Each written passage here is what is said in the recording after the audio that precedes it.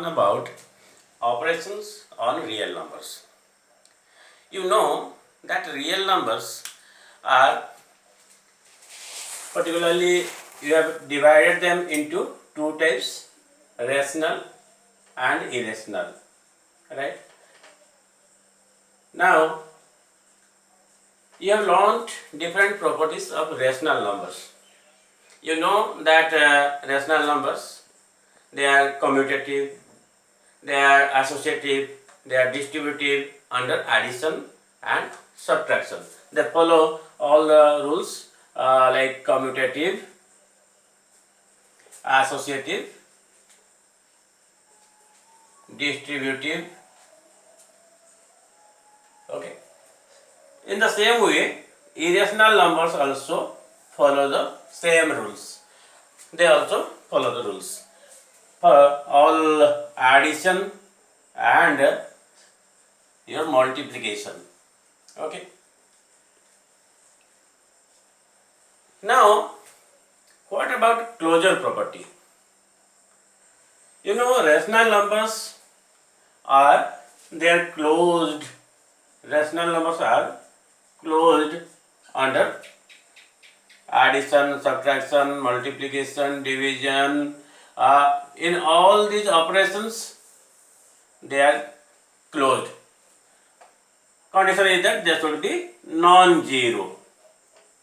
Okay. If rational numbers are non-zero, then they are closed under addition, subtraction, multiplication, division. Whatever operation we do with rational numbers, we get rational numbers. And now let's see what about irrational numbers. Are they also closed under all these operations or not? Let's see. Now, if I take any two irrational number, you see root 6 and minus root 6. If I take root 6 and minus root 6 and add them, what about the result? I get 0. That means it is rational number. So, when we add two irrational number, it is not necessary that we get an irrational number. We may get one rational number also. Again, if I multiply two irrational numbers, then also there is chances that I get a rational number. Okay. If I divide two irrational numbers, then also I get one rational number. Okay. So, irrational numbers, when we are thinking about closure property, it is not sure whether two irrationals, when added, subtracted, multiplied or divided, they will give rational or irrational. They may give, sometimes they may be rational and sometimes they may be irrational. Okay. Now, let's see what about rational and irrational. When we take one rational number and one irrational number and do the operations on them like subtraction, addition, all this, then what is the result? Okay.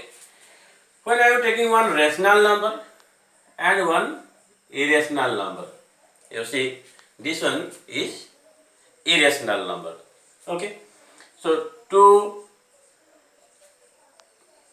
minus root 3. What about this? This is also irrational number. Okay. Now 2 into root 3, that is equal to 2 root 3. What about this? This is also irrational number. And 2 divided by root 3.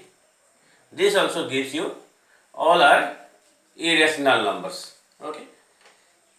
So when we add or subtract, multiply, divide one rational number with one irrational number, we get one irrational number.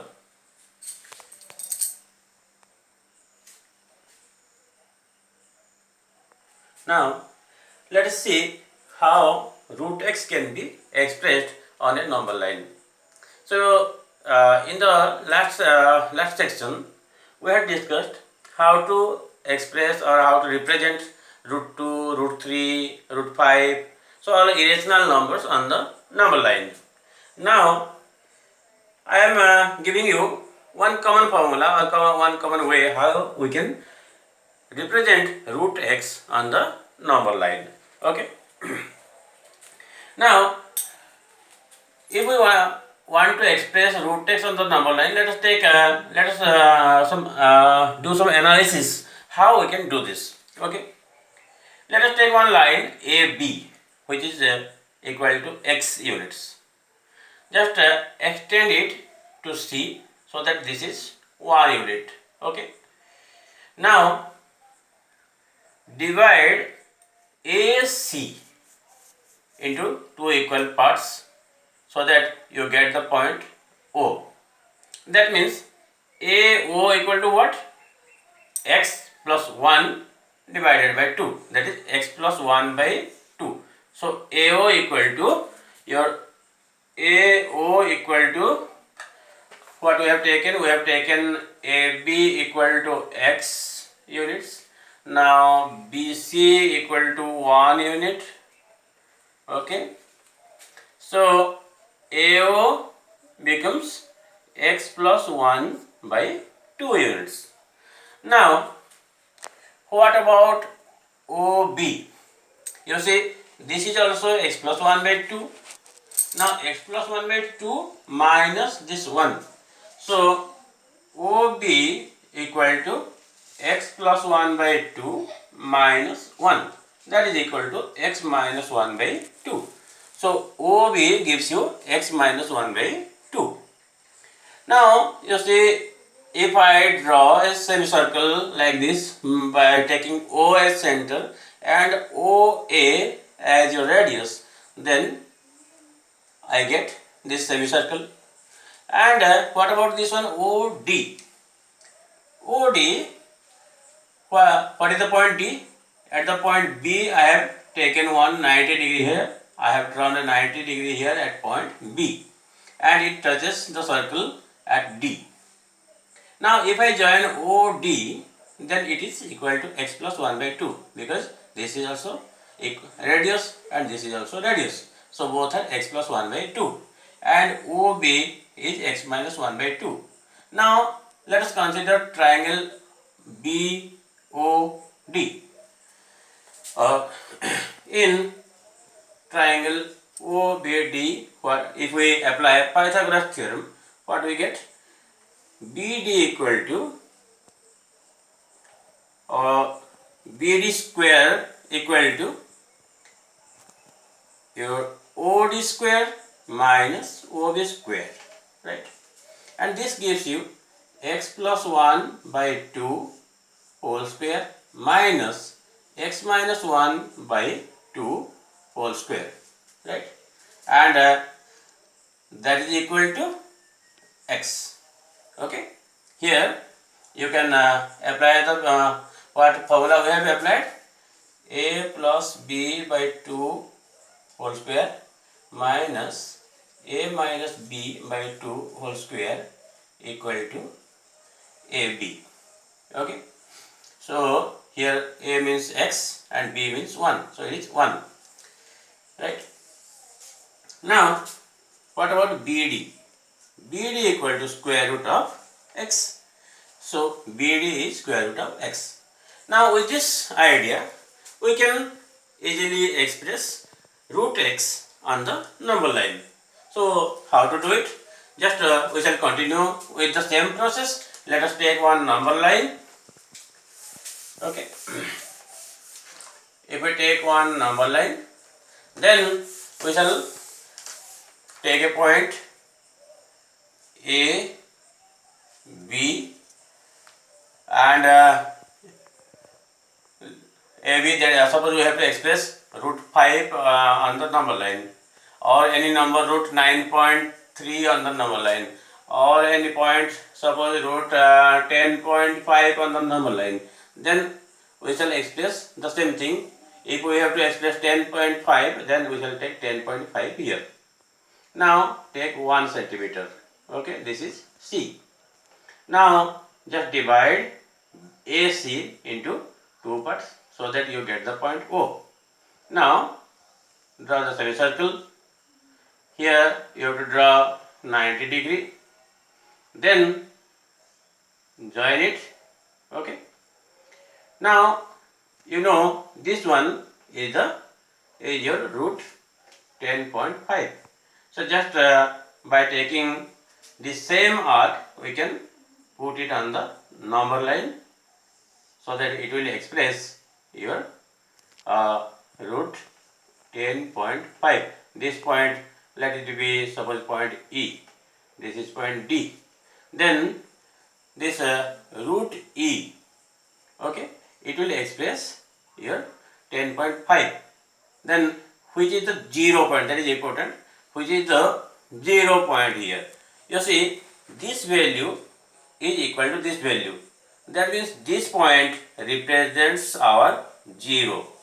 Okay, this point B represents our 0. Okay, so from B to E it is root 10.5. Okay, in this way we can represent any number on the any irrational number on the number line. Okay. Now we have already learnt different identities in your previous classes. Now let us do some identities here. You see, like the identities learned earlier, we have to follow these 6 identities for irrational numbers also. Root A into root B, it gives you root AB. Root A by root B, that gives you root A by B. Root A plus root B whole into root A minus root B gives you A B. Okay. Now root A plus B whole into A plus root B whole into A minus root B gives you A square minus B. Here it is rather A minus B. Okay, as you have seen in earlier class, A plus B whole into A minus B gives you A square minus B square. So root A square is A, root B square is B. So this is A minus B. Root A plus root B whole into A minus root B gives you A square minus B. Root A plus root B whole into root C plus root D gives you root AC plus root AD plus root BC plus root BD. And root A plus root B whole square, it gives you A plus B plus 2 root AB. Okay. So with the use of all these identities, we can do some simplification work, or we can do some operation on irrational numbers. Now let's take some examples. Root 3 plus root 7 whole square. What about this one? You know, we can apply the identity that we have learnt now. This is equal to root 3 square, that is 3, root 3 square plus root 7 square plus 2 into root 3 into root 7. This will give you 3 plus 7 plus 2 root 21, that is equal to 10 plus 2 root 21. Okay. Now let us solve the second one. In the second question we are given root 11 plus root 7 whole into root 11 minus root 7.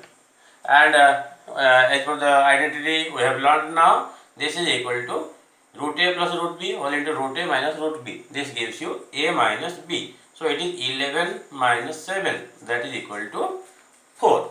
Okay. Now let's take the third example. It gives you root 5 plus root 7 whole into 2 plus root 5.